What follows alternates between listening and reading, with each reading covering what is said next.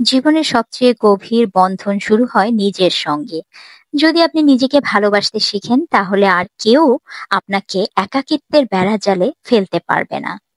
একাকিত্ব মানে জীবন শেষ নয়, বরং নিজেকে ফিরে পাওয়ার শুরু। যারা একা থাকতে পারে তারাই সম্পর্কেও কিন্তু সুখী হয়। মানুষ যখন জীবনের পথে অনেকটা এগিয়ে যায় তখন একসময় সে বুঝে ফেলে তার কষ্টের দায় আর কেউ নেবে না।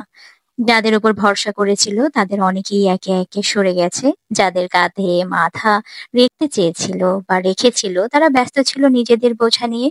ঠিক তখনই মানুষ শিখে যায়, আমার দুঃখ আমার দায়, আমার কষ্ট আমার একান্ত। প্রথম প্রথম ব্যাপারটা খুব কষ্টের হয়, মনে হয় কেউ বুঝছে না, কেউ পাশে নেই। ভেতরে ভেতরে ভেঙে পড়লেও মুখে হাসি রাখতে হয়, যেন কিছুই হয়নি। কারণ এই সমাজ কষ্ট শোনে না, শুধুই রেজাল্ট চায়। চোখের পানি লুকিয়ে রাখতে রাখতে মানুষ একসময় অভ্যস্ত হয়ে যায় চুপচাপ থাকায়।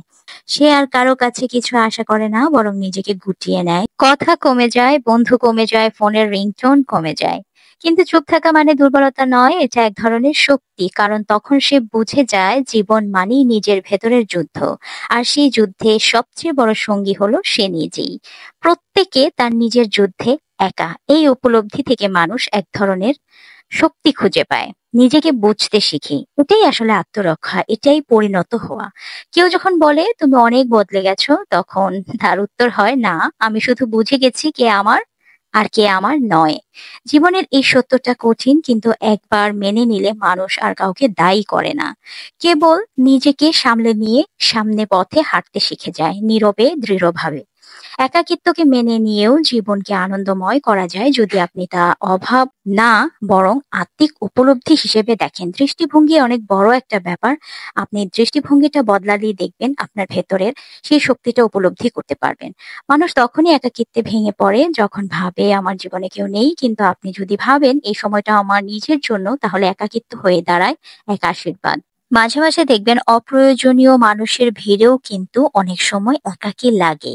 তাই ২-৩ জন সত্যিকারের শুভাকাঙ্ক্ষী থাকলে সেটাই যথেষ্ট। ভালো মানুষদের বেছে নিন, বেশি মানুষ নয়। একাকিত্ব মানে একা থাকা নয়।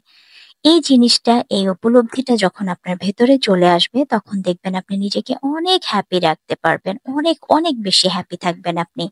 ও হ্যাঁ, আরেকটি ব্যাপার, সোশ্যাল মিডিয়ার তুলনামূলক মন মানসিকতা থেকে আসলে বের হয়ে আসতে হবে। অন্যের সুখের ছবি দেখে নিজের দুঃখ মাপবেন না কখনোই। সবার জীবনে কিন্তু অদেখা কিছু গল্প থাকে, না বলা কিছু কথা থাকে, যেগুলো সোশ্যাল মিডিয়ার সামনে কখনোই আসে না।